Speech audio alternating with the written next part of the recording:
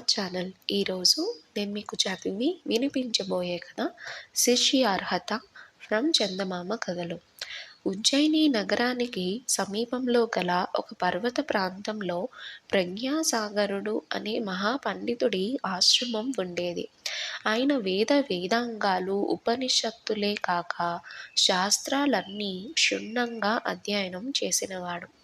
ప్రజ్ఞాసాగరుని దగ్గర శిష్యరికం చేసి సర్వ విద్యలు అభ్యసించాలని ఎందరో వస్తుండేవాళ్ళు. అలాంటి వారికి ప్రజ్ఞాసాగరుడి ఆశ్రమంలో ఒక పక్కగా ఉన్న రాతి నేలను చూపించి, అక్కడ బావిని తవ్వగల వారికే తన దగ్గర శిష్యుడిగా చేరే అవకాశం ఉంటుందని చెప్పేవాడు. ఈ విచిత్రమైన నియమం ఆయన ఎందుకు పెడుతున్నాడో ఎవ్వరికీ అర్థమయ్యేది కాదు. రాతి నేలలో బావిని తవ్వడం వెర్రి పని అని కొందరు మొదట్లోనే విరమించుకుని వెళ్ళిపోయేవారు. మరికొందరు కొంత ప్రయత్నం చేసి మానుకునేవారు. ఒకసారి గౌరాంగుడు అనే పండితుడు దేశాటన చేస్తూ ప్రజ్ఞాసాగరుని గురించి విన్నాడు. ఆయన ప్రజ్ఞాసాగరుని దర్శించి తనను శిష్యుడిగా చేసుకోమని కోరాడు. గౌరాంగుడి వెంట ఆయన శిష్యుడు విద్యానిధి కూడా ఉన్నాడు. యథాప్రకారం ప్రజ్ఞాసాగరుడు తనకు శిష్యుడిగా ఉండదలచిన వాడు రాతి నేలలో బావిని తవ్వవలసి ఉంటుందని చెప్పాడు. అది విని గౌరాంగుడు ఆశ్చర్యపోయి, నేను తక్షశిల, నలందలో శాస్త్రాధ్యయనం చేసి అక్కడ కొంతకాలం ఆచార్యుడిగా కూడా ఉన్నవాడిని.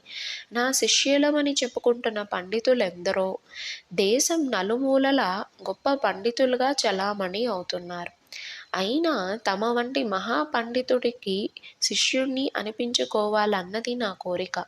ఇప్పటికే నాకున్న అర్హతలు అందుకు సరిపడగలవని అనుకుంటున్నాను అన్నాడు. ప్రజ్ఞాసాగరుడు నవ్వి, నా శిష్యుడిగా ఆదలచిన వాడు విధిగా రాతి నేలలో బావిని తవ్వవలసిందే అన్నాడు. గౌరాంగుడు చిన్నబుచ్చుకొని, మీ విజ్ఞానాన్ని శిష్యులకు పంచిపెడితే వారిలో ఏ ఒక్కరైనా మిమ్మలను మించిపోగలరన్న భీతి మీకున్నట్లున్నది.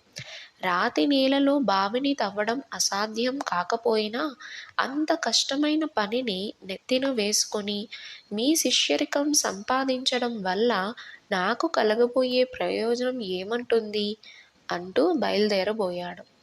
అప్పుడు ఆయన శిష్యుడు విద్యానిధి గురువుతో, గురుదేవా, నన్ను అపార్థం చేసుకోకండి. ప్రజ్ఞాసాగరుల వారి ఉద్దేశం మనం రాతి నేలలో నిజంగానే ఒక బావిని తవ్వి చూపించమని అయి ఉండదు. వారి మాటల వెనక గొప్ప ఆంతర్యం ఉన్నదని నా అభిప్రాయం అన్నాడు. గౌరాంగుడు విసుక్కొని, అలాగా, నాకు కూడా అర్థం కాని ఆ ఆంతర్యమేదో వివరించి చెప్పు అన్నాడు. ప్రజ్ఞాసాగరుల వారి వద్ద ఉన్న గొప్ప విద్యా సంపదను సొంతం చేసుకోవడానికి కావలసిన సహనం, పట్టుదల, ఉత్సాహం తన శిష్యరికం కోరి వచ్చే వారి వద్ద ఉన్నదో లేదో అని తెలుసుకోవడానికే రాతి నేలలో బావిని తవ్వాలని నియమం పెట్టారు అన్నాడు విద్యానిధి. విద్యానిధి ఇలా అనగానే ప్రజ్ఞాసాగరుడు అతన్ని దగ్గరకు పిలిచి, తవ్వి చూపించకుండానే నువ్వు రాతి నేలలో అవలీలగా బావులు తవ్వగల సామర్థ్యం ఉన్నవాడివని నాకు తెలిసిపోయింది. నీలాంటి శిష్యుడి కోసమే నేను ఇంతకాలంగా ఎదురు చూస్తున్నాను అన్నాడు.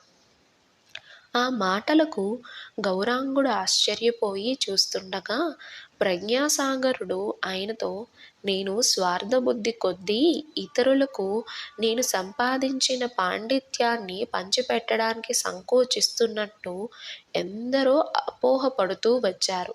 నిజానికి నా అన్వేషణ అంతా నన్ను మించిన మరొకరిని తయారు చేయడానికే అన్నాడు. క్షమించండి, అలాంటి అపోహ నాకు ఉన్నది అన్నాడు గౌరాంగుడు. ప్రజ్ఞాసాగరుడు చిన్నగా నవ్వి, నాకు శిష్యుడైన వాడు నేను బోధించేది విని ఊరుకునేవాడు గాక, నన్ను శోధించి, అవసరమైతే వేధించి, నాకు తెలిసినదంతా బయట పెట్టించేవాడుగా ఉండాలి. అందువల్లనే నాకు శిష్యులవుదామని వచ్చిన వారందరికీ రాతి నేలలో బావిని తవ్వమని చెప్పాను. దాని వెనక ఉన్న అంతరార్థం ఎవ్వరికీ అర్థం కాలేదు అన్నాడు. నా శిష్యుడు విద్యానిధి అర్థం చేసుకోగలిగాడు. వాడు నన్ను మించిన పండితుడు అన్నాడు గౌరాంగుడు ఎంతో సంతోషంగా. ప్రజ్ఞాసాగరుడు తల ఊపి, రాతి పొరల్లో దాగి ఉన్న జలధారలన్నీ వెలికి తీయడానికి ఎంత శ్రమ పడవలసి ఉంటుందో అందరికీ తెలిసిన సంగతే.